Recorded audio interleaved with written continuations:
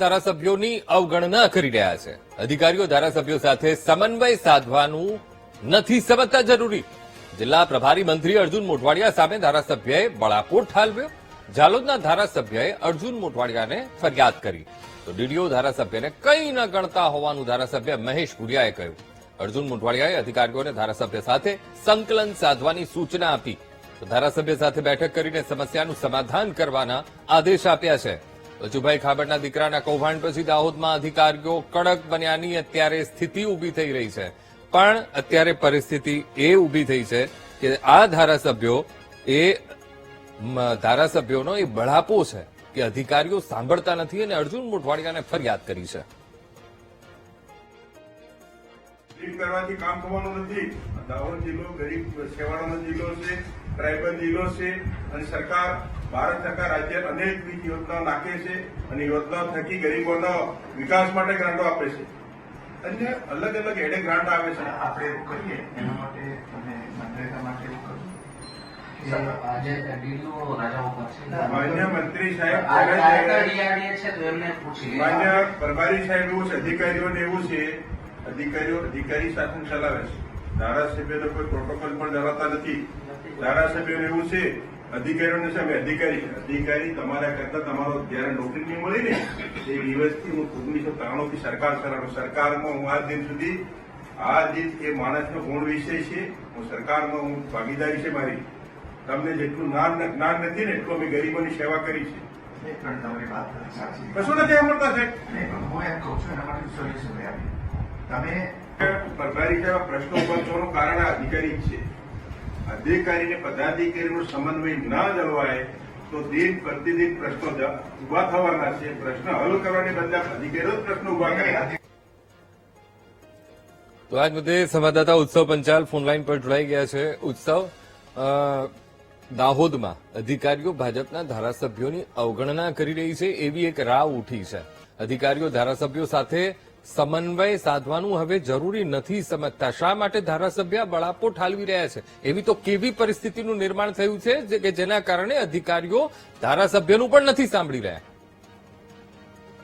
જી અંકુર, ચોક્કસ રીતે જિલ્લા સંકલનની જે મિટિંગ છે દાહોદ જિલ્લાની અંદર જે પ્રભારી મંત્રી જે અર્જુન જે મોઢવાડિયાની જે અધ્યક્ષતામાં જે આ મિટિંગ જે યોજવામાં આવી હતી તેની અંદર જે 130 વિધાનસભાના જે જાલોદ તાલુકાના એમએલએ જે મહેશ ભુરિયા છે તેમને જે દાહોદ જે ડીડીઓ છે તેમની સામે જે વાત ન સાંભળતા હોવાની જે ફરિયાદ તેમને કરવામાં આવી હતી, ક્યાંક ને ક્યાંક જે દાહોદ ડીડીઓ છે તેમને જે જિલ્લા સંકલનની અંદર જે અધિકારીઓ સાથે પણ ધારાસભ્યો સાથે કોઈ સંકલન ન કર્યું હોવાની જે ફરિયાદ છે તે પણ જે પ્રભારી મંત્રીને કરવામાં આવી હતી। ક્યાંક ને ક્યાંક જે દાહોદ જિલ્લાની અંદર જે મનરેગા કૌભાંડ જે થયું છે ત્યારબાદ જે અધિકારીઓ છે તે પણ જે કડક બન્યા છે તેવા પણ જે સમાચાર જે સામે આવી રહ્યા છે। ત્યારે જે ધારાસભ્ય છે જે પ્રભારી મંત્રીએ પણ જે બિલકુલ ઉત્સવ, સમગ્ર માહિતી સાથે જોડાવા બદલ આપનો આભાર। તો આપણી સાથે કોંગ્રેસ નેતા હેમાંગભાઈ રાવલ પણ જોડાયા છે। હેમાંગભાઈ, દાહોદના અધિકારીઓ ભાજપના ધારાસભ્યોની અવગણના કરે છે એવી એક વાત સામે આવી છે અને જે એક સંકલન બેઠક થઈ અને આ સંકલન બેઠકમાં પ્રભારી મંત્રીને તેમણે આ રજૂઆત કરી કે ભાઈ અધિકારીઓ અમારું સાંભળતા નથી। હવે સવાલ તો એ પણ છે કે ભાઈ કારણો તપાસવા પડે આની પાછળ, ભાઈ એવા કયા કારણો છે કે જેના કારણે અધિકારીઓ સાંભળતા નથી? હેમાંગભાઈ। જી બિલકુલ અંકુર, હકીકતમાં જોવા જઈએ તો ભારતીય જનતા પક્ષના ધારાસભ્યો જે છે એમને 156 ધારાસભ્યો માત્ર કઠપુતળી બનીને બેઠા હોય એવી પરિસ્થિતિ જે છે એ અધિકારીઓએ કરી નાખી છે। ખાસ ભૂતકાળની અંદર મને અત્યારે યાદ આવે છે કે ગોવિંદભાઈ પટેલે જયારે આઈપીએસ ને આઈએએસ અધિકારીઓ સામેનું એક નેટવર્ક ખુલ્લું પાડ્યું હતું, મુખ્યમંત્રીશ્રીને પત્ર લખ્યો હતો અધિકારીઓની સામે કે ભાઈ આ તોડબાજી કરી રહ્યા છે, આ રીતે પૈસા માંગી રહ્યા છે, પોલીસ ફરિયાદ માટે થઈને પૈસા પાછા કઢાવવા માટે થઈને ગૃહમંત્રીને પત્ર લખ્યો હતો। થયું શું? એ આઈએએસ ઓફિસર ઉપર જેની ફરિયાદ ધારાસભ્યએ કરી હતી એની માત્ર બદલી કરીને સંતોષ પામવામાં આવ્યો। આજે પણ એ સારી મલાઈદાર પોસ્ટ ઉપર છે અને સાથે સાથે ગોવિંદભાઈ પટેલની ટિકિટ પણ કાપી નાખવામાં આવી। એટલે મને તો અત્યારે દુઃખ એ વાતનું છે કે બચારા ધારાસભ્ય જે છે એમણે સંકલનની બેઠકની અંદર જે વાત કરી કે ભાઈ ડીડીઓ હાજર નથી રહેતા, તમે વિચાર કરો, સંકલન અને નિશાની આ બંને બહુ જ મહત્વની બેઠકો છે. હવે એની અંદર ડીડીઓ હાજર ના રહે. ધારાસભ્ય બહુ સાચા છે મહેશભાઈ ભુરિયા કે ભાઈ મનરેગાના અંતર્ગત કુવાના કામો જે છે એ કોઈ અમારા ધારાસભ્યના કે કોઈ પદાધિકારીઓને વિશ્વાસમાં લીધા વિના આપી દેવામાં આવ્યા છે. એનો મતલબ એમ થયો કે આ આખું ભ્રષ્ટાચારનું નેટવર્ક છે ધારાસભ્ય ખુલ્લું પાડવા માંગતા હોય. વણસતી વાત એ છે કે બચારા મહેશભાઈ ભુરિયાએ આવું કીધું છે તો હવે આવતી વખતે એમની ટિકિટ જે રીતે ગોવિંદભાઈની ટિકિટ કપાઈ, જે રીતે રાજેન્દ્રભાઈ ત્રિવેદીની ટિકિટ કપાઈ, એમ આવતી વખતે આમની પણ ટિકિટ કપાશે એવું અત્યારે તો એક મને નિષ્પક્ષ ગુજરાતના નાગરિક તરીકે લાગી રહ્યું છે. બીજી વાત એ છે કે તમે વિચાર કરો કે ધારાસભ્ય ભાજપને કોંગ્રેસમાંથી આવેલા મંત્રી અર્જુનભાઈ મોઢવાડિયા સમક્ષ પોતાની વ્યથા રજૂ કરવી પડે છે.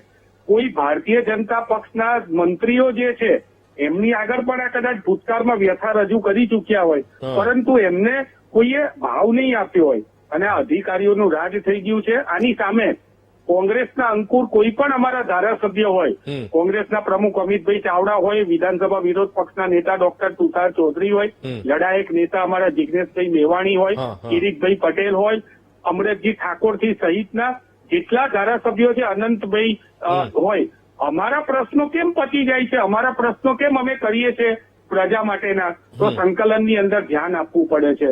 કારણ કે અમે અમારી ઉપર અમે પ્રજા સિવાય કોઈના માટે કામ નથી કરતા. અમારું ઉપરનું જે હેડક્વાર્ટર કે જે તમે હેડ કમાન્ડ કહો છો એ આ અધિકારીઓની બદલી એની અંદર ધ્યાન નથી આપતું. અમે માત્ર પ્રજાના વિકાસના કામોમાં ધ્યાન આપીએ છીએ. એટલે અમારા કામો તો થઈ જ જાય છે, કોંગ્રેસના ધારાસભ્યના નહીં. પરંતુ ગાંધીનગરની અંદર અંકુર એવી ચર્ચા થાય છે કે ભારતીય જનતા પક્ષનો કાર્યકર પ્રજાલક્ષી કામ લઈને આવ્યો હોય અને એ પ્રયત્ન કરે તો એનું કામ ત્યાંથી ના થાય, પરંતુ એક કોંગ્રેસનો નાનકડો કાર્યકર એ પ્રજાલક્ષી કામ લઈને જાય તો તરત જ અધિકારીઓને કરવું પડે છે. આ સ્થિતિ હોય ત્યારે આ ધારાસભ્યની લાગણી જે છે એ લાગણી સાથે હું સહમત છું. બિલકુલ બિલકુલ. હેમાંગભાઈ, આપ અમારી સાથે જોડાયા, વાતચીત કરીએ બદલ આપનો આભાર.